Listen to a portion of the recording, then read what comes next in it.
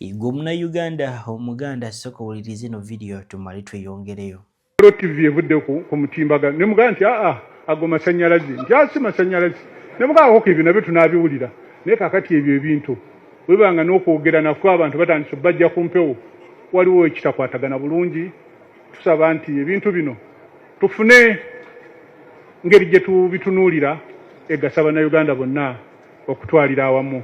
Ndoza mulide bulungi nnyo omulangira Nakibinge video mu maaso awo yonna njirina obwakabaka bwa Buganda bubogodde ogenda kwebuuza batya mu maaso awo byonna ogenda kubeera nga obinyonyoka ate aba NRM bennyini bagambye nedda General Muhoozi kyakoze olunaku olwaliro ku NTV ate bagenda kubeera nga bakikkiriza. Nkugambye luno olutalo lw'amaanyi nnyo wali mu State House era video eno njagala ogiwa obudde ogenda kubeera nga oginyumirwa gwe munankyukakyuka ali endowooza His Excellency Robert Kyagulanyi bwe yabagamba nti no bana basajja babulayo akaseera oba babulayo obudde obutono nnyo era ntandise okubeera nga nkola ki nga mbiraba era ogenda kubeera nga obinyonyoka mu eno video nyongera okujjukiza soko gimpereka like nga tutandika okubeera nga tweyongera ne kyatulisa olunaku olwaliro kutandika okubeera nga osubscribing nawe subscribing weegatte ku mukutu gwaffe guno olunaku olwaliro nga bwe nkugambye omukulu amanyikiddwa nga Mulangira Nakibinge ng'ono y'omu ku banene oh my god the people who are respected in this Buganda kingdom or in the Buganda kingdom olunaku olwaliro havuddeyo n'awoninga General Muhoozi Kainerugaba tamuwoninze directly wabula akikoze indirectly era kyemmanyi message ye yasobodde okubeera nga etuuka ku mukulu His Excellency Yoweri Kaguta Museveni agenda kubeera nga agipassinga on to mukulu amanyikiddwa nga General Muhoozi Kainerugaba. What does that show? What does this mean to the people of Uganda? This shows that there is a gap between the elderly and the youth. Omukulu amanyikiddwa nga General Muhoozi Kainerugaba tumubale nga ba youth kitegeeza ali mu kubeera nga akola decisions ezo zonna zali mu kubeera nga akola minus asking these elderlies about their vision oba about their twandigiyise kale ebirowoozo byabwe ku nsonga zino ezigenda maaso mu ggwanga Uganda. Ayinza okubeera nga abikola out of obusungu which will put Uganda back or which will take Uganda back. Binnya tujja obudde osooka owulirize omukulu Omulangira Nakibinge ongambye beddala olowooza General Muhoozi Kainerugaba message y'Omulangira Nakibinge anaasobola okubeera nga agipasivinga oba anaasobola okubeera nga agirecevinga mu bulungi oba naye ajja kumuyisa mu eggaali nga abadde ayisanga eggaali mu balala. Beera nga tubuulize mu comment section naye nga sooka owulirize omukulu Omulangira. Ebiri mu Uganda mubiwulira ennaku zino waliwo okutyobola eddembe ly'obuntu, waliwo enkola ezze gye tuyinza okugamba yakusibira mu bbwa. Njagala obbaga nti enkola eno bannaffe si ntuufu. Ekinyiiza oba ekimalamu amaanyi ti abalina obuvunaanyizibwa tukuuma n'ebyaffe ate ab'amagye be bali mu nkola eno ey'okutyobola eddembe ly'obuntu. Tubasaba bannaffe mweddeko kyemukola tekirina gwe kiyamba tekirina gwe kigasa. Ate ekyennyuma ennyo ekimalamu amaanyi nga nzija mu bigambo by'omulamuzi eyawummula omulamuzi Igoda Ntende bwe yali awummula yagamba abalamuzi banne n'abakuba ku nsolobotto nti mulemeddwa okutuukiriza emirimu gyammwe, muli mukyekubiira muyige okubeera abayimirira ku nsonga. Twagala okugamba bannaffe abalamuzi kyate naffe mu abandi tuwadde obwenkanya oba mulamuzi munnammwe abagamba nti temwetengeredde ffe tetuyinza muwakanya kuba nammwe temwamuwakanya. Mumanyi kye mumanyi n'embeera gye tulimu esaana okubanga etereera abantu ffenna lino eggwanga lyaffe ffenna tewali kitulwanya tewali kikozesa. Buyinza bwa gavumenti okukwata omumenyi w'amateeka era tewagala giyingirira naye kye tugamba omumenyi w'amateeka bamukwatire mu mateeka nga bwe galagira. Kyakwatiddwa atwalibwa ku poliisi emanye nti ono baamututte naye kikyamukwata omuntu ne mugenda ku poliisi ne bagamba ffe tetumanyi. Kati abalina ebyabwe bajja ne bakwata omuntu ne bamutta tunaakiteeka kwani? Senga nammwe ate abalina otukuuma mukola bwe bityo.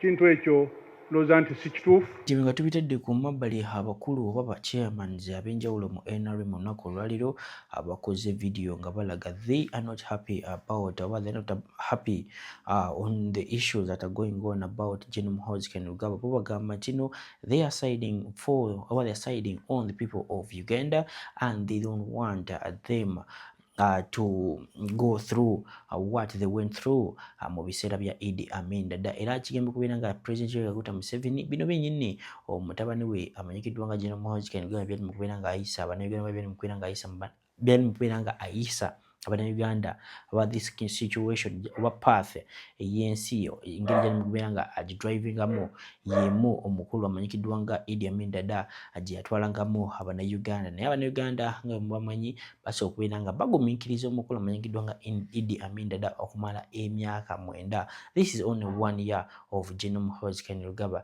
Mulowooza General Muhoozi Kainerugaba waba akikuttemu asobola okususa emyaka 9 ng'omukulu amanyikiddwa nga Idi Amin Dada bwe yakikola? Ogenda kuba otubulira. Njagala osooka owulirize this video ebeddala omu ku ba chairpersons mu NRM nga naye amaziga gamuyitamu agamba omukulu General Muhoozi byakola ate biriyo.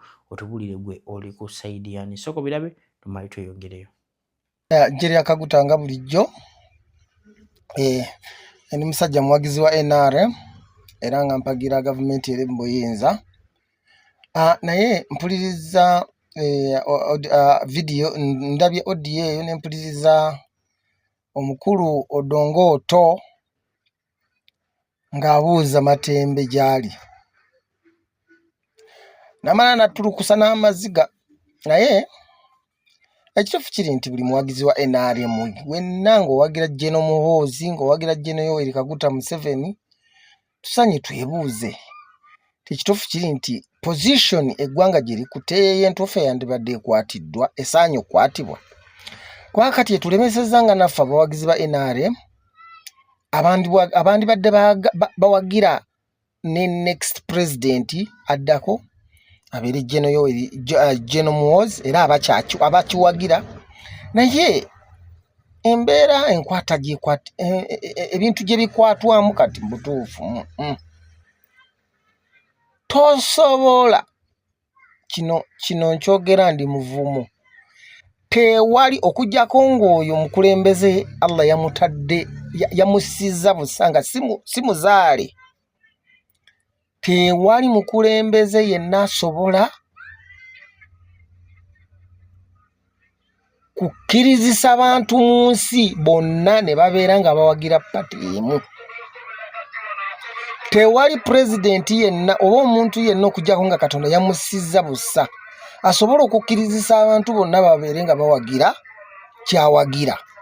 Tekiriiyo. Ne mu byafaayo abannaddiini abamanyi ebyafaayo batugamba nti ne ku mulembe gwa Yesu, omulembe gwa Isa, nga emirembe gy'abannabbi nga bakyayogera ne Katonda direct. Yabawa obuyinza obukola ebyamagero. Bakole ebyamagero basobole okukkirizisa abantu bonna babakkirize nti bannabbi. Mumanye ekyafaayo kya Nabbi Musa eyakuba omuggo ku nnyanja. Mumanye ekyafaayo kya Yesu eyabuzuukiza Laazaalo. Abantu bonna bakkirize nti mubaka wa Katonda. Naye wallahi bakola ebyamagero abantu nga balabako bwe bati ng'era bakkirize nti bannabbi ba Katonda naye eri abaagaana.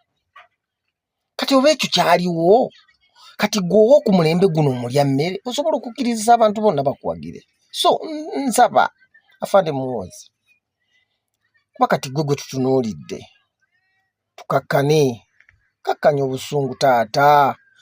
Alright, ndowooza mubirabye bulungi nnyo. Abannayuganda batandise okubeera nga bakoowa n'aba NRM bennyini. Ekyo kyongera okulaga nti nebeddala His Excellency Robert Kyagulanyi omulimu gwaliko gutandise okubeera nga gutulagako ku fruits. Batya Abannayuganda nebeddala batandise okubeera nga bastandinga up against this twandigiyise draconian government. Osege kwanga buli kimu bakikola out of their will. Buli wasalawo oba wakira ku makina gamba nze NTV tenyumidde kanjijjewo.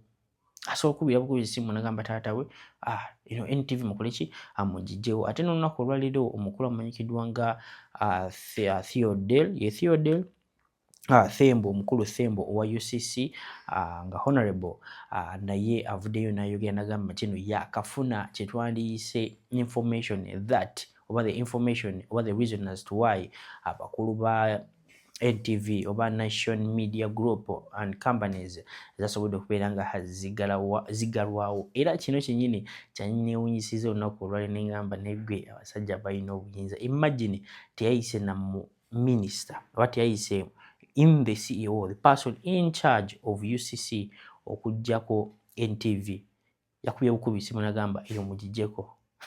Ekyo kyongera okulaga ki ebizimbe tubiyina naye they don't have the controls, the other people with the what, with the controls. Kumanya ntino ebyadala n'omukulu Thembo, honorable Thembo naye byamusobedde, sooka muwulirize otuwe ebizibu mu comment section. Mulowooza General Muhoozi is a man oba he is that man he thinks he is oba just ali mu kwefumba nga His Excellency Nsomba Kyewunya yabagamba kino omukulu yeefuula okubeera nga muyaye naye nga si muyaye. Nyongera okujukiza kwatana subscribing kati kajja mu personalize okateeke all video gituwere ka like so okubeera nga etambula ku speed ya waggulu nnyo. Ashira for musomi weduwa namba 0711 mukubireko mu inbox ne WhatsApp ajasobola okubeera nga kuyamba sokola be video wela bigenda maaso mu ggwanga tubiraba byewuunyisa binakuwaza naye oba tusanyuke funyemu ekirozo neŋŋamba oba tusanyuke tuleme kunakuwala nnyo nti omukulu kati ali mu buyinza alagira aduumira ku makya mukulu w'amagya kati ngenda kukwata okwagulu kwago n'akwatibwa kati ngenda kukwata Miriam Matembe n'akwatibwa kati ngenda kugalawo NTV neggalibwa. Mulowooza tetufunye omuntu atuukiriza ebisuubizo kubanga abasinga badde tebatuukiriza anyway. Singa baba bamugamba nti nno ebisuubizo by'otuukiriza lwakuba binyigiriza abantu naye tandika okusuubiza ebintu ebiwulikika nti banange oluguudo luno mu wiiki 2 lugenda kuba luwedde okukolebwa nti banange eddwaliro lino emulago maybe omukulu tamanyi nti waliwo ebizibu ebyo tutandika okumugamba nti munange ekiruddu olabaawo waliwo abakazi abazaalira wansi tebalina butanda azuke atwitinge nti mu nnaku 3 ekiruddu wagenda kubaayo butanda kubanga tukulabye osuubiza n'otuukiriza nti banange emulago olabaawo ku casualty ku emergency otuuka nga n'omulwadde tonawo omuteeka asuubize nti banange abasawo bona tugenda kubasiba kati tuteekewo abakola kubanga bano baadde babba eddagala. Olowooza ebisuubizo ebyo onaabituukiriza tobeere darling w'abantu. Do not think that we must be in too much fear because you hold a gun, because you know you can do better still. You can use the energy and the command you have to do good things for this country. I think we are going to reach a point where actually it is prison is the best place to be, basement is the best place to be, you know, because buli ayogera ekituufu, buli akkiriza mu kituufu, buli alowooza nti ayagala ensi ekimala ending up with those threats, drone, basement, blah blah blah. So I rather belong to that side if standing for the truth, if loving my country, if standing up against abuse of human rights. If the reward for it is the basement, if the reward for it is imprisonment, if the reward for it is arresting, tormenting, you know, is making me run bankrupt, is kugamba kunkola buli kikyamu, so it be. And fellow Ugandans,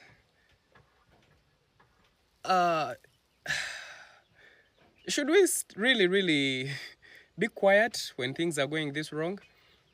Omuwandiisi omu yagamba oba omuntu omu wamanyi yayogera n'agamba in the end we remembered not the words of our enemies but the silence of our friends. Fellow countrymen, Uganda is calling. What is happening. Today it is me, tomorrow it is another person. You find that sometimes you find no even reason of wanting to be alive in a country where some things are happening this way. How is there instead to it here? We are losing it as a nation. We can use this excessive force to do greater things for this country than cause harm to fellow human beings, than cause pain to families, than cause separation in families. Abasajja bali makomera, bakazi bali bweru, abana babonaabona. We can do better. So use that authority and command to do things ebikwata ku munnayuganda, ebisanyusa munnayuganda. Tujja kutendereza, tujja kutya mu kitiibwa, tujja kwagala nti gundi bananga abikoze byonna amakuba agakoze amalwaliro gateredde. That is what we want to see, but we don't want to say human being work hard to put down a fellow human being. For God and my country, may God keep us strong and sober and solid to speak up against inhumanity. Obarwe ruzungu rutufu. To speak up against abuse of human rights, to speak up against abuse of rule of law.